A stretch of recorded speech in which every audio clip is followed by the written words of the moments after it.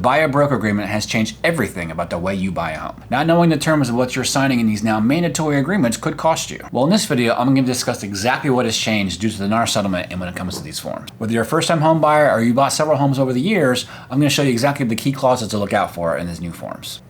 Stick around to the end. I'll even go over some questions that you need to ask your buyer's agent before you start looking at homes so you make sure that you know what you need to do. If you're new to the channel, my name is Emmett Dempsey. I've been a licensed mortgage broker in Florida for the last 17 years, and I'm not just a YouTube spokesperson. I personally help hundreds of buyers buy homes, and I work with realtors and buyers each and every day. I have these discussions every day with my clients, and now I'm sharing with you. You just go ahead and hit a quick like button while you're there watching. I would certainly appreciate it.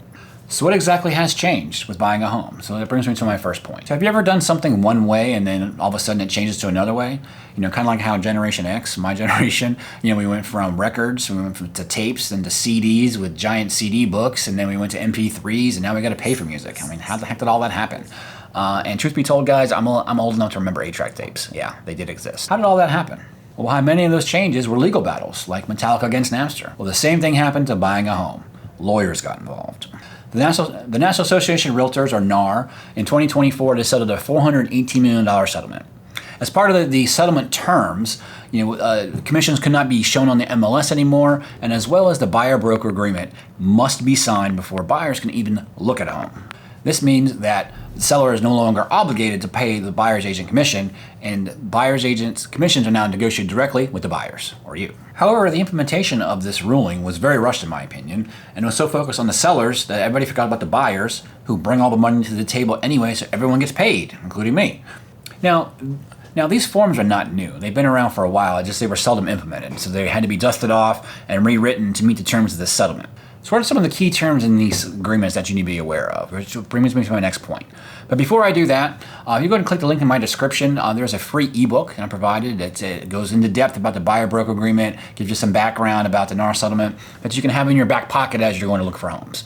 17 pages chock full of information and good FAQs to help you really get an in-depth knowledge base of the NAR settlement and the buyer-broker agreement. Just go ahead and click the link in my description. And of course, if you're at the point in your home buying journey where you want to get pre-approved, start looking at numbers, I'd appreciate the opportunity to help your family. That link is in the description too. Now, I've reviewed several buyer-broker agreements from several different brokerages, and there's some similarities and there's some differences. Now, you can find some form deep dives here on YouTube that go into every single agreement. I'm not going to do that. I'm just going to go over certain clauses I feel from where I sit are most important for buyers to know about. Number one is the compensation number. So how is the commission going to be paid? Is it a percentage of the sales price? Is it a flat fee? Is it a retainer plus a flat fee plus a percentage of sales price? Yeah, I've seen some retainers. In practice, what I'm finding is that the seller is still paying the buyer's agent commission. So really nothing much has changed in actuality until it does, right? So we've only had this settlement in place for a couple of months. Still don't have enough iterations to see these things flesh out. And this is what I think could happen. And I've seen has happened so far. For instance, what if the seller is only offering 2.5%, but you sign a 3% buyer-broker agreement? Guess who has to pay that extra 0.5%? You do. And depending on the purchase price, it could be a lot. So for instance, on a $500,000 house, that's $2,500. So on top of your down payment, closing costs, and prepaids, it could be a lot. Now, if your buyer's agent got you a better deal, it might make sense. So you have to weigh each and every decision based on what the seller is paying. So you have to weigh that decision. Now, you can either choose to pay that overage, or you have to go find another house that pays a different commission. So it might restrict what you're trying to buy. So those are just some of the new questions you're going to have to ask yourself. These are just some of the new problems that are come with now buying in this environment after the buyer-broker agreement. So you have to make that on a case-by-case basis, whether you have enough cash to cover that, or you talk with your agent about dropping that, or they go look at another house. So it might restrict the type of house that you buy. So that's just something you have to think about in this new buyer-broker agreement. Next is the duration. How long is this agreement good for? Are you locked into an agreement with a realtor you may not like as you're going through the home buying process and you want to switch? What happens then? Well, one good thing is that many brokerages have many different types of agreements for different situations. So you can have an agreement that's good for a certain period of time, 30 days, 60 days, however it is you agree to, or you can have one good for a day or for a specific property. So just understand what the scope is of your buyer-broker agreement that you're signing. But you do have to do a form over and over again. It's all on e-sign anyway, but I would definitely, before you e-sign that, definitely take a look at the duration and all these different terms. And that's a key point too.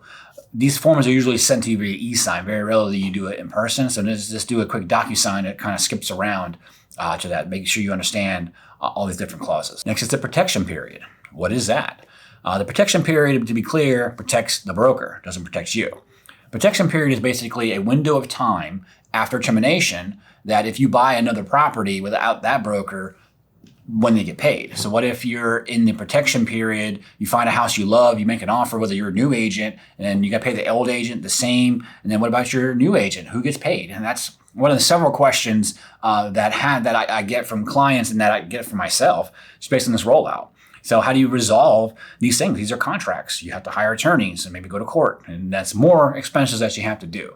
So those are just some of the things you have to think about the protection period, termination, and things like that. Kind of map it out in your mind what happens if things don't work out. So what are the key questions you need to ask your buyer's agent before you sign one of these forms and go to start looking at homes? Mainly, it's about addressing the key clauses that I outlined earlier. But it's also addressing some hypotheticals, like what if the seller isn't paying what's in my agreement? Are you going to make me pay it, or are you going to cover it and drop it? Are we going to just so we can get a deal done? What's going to happen? Am I going to have to 100% for sure pay it, or there's instances where I won't pay it? So you'd be very clear about what happens in those situations.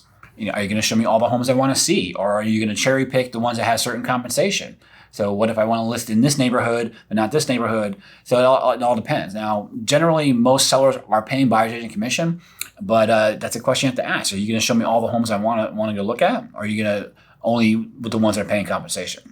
Also address the elephant in the room. What if we don't get along? What if I want to switch agents? What's the process for that? Point out in your buyer broker agreement what happens if I want to do that, and if there's a protection period like I mentioned.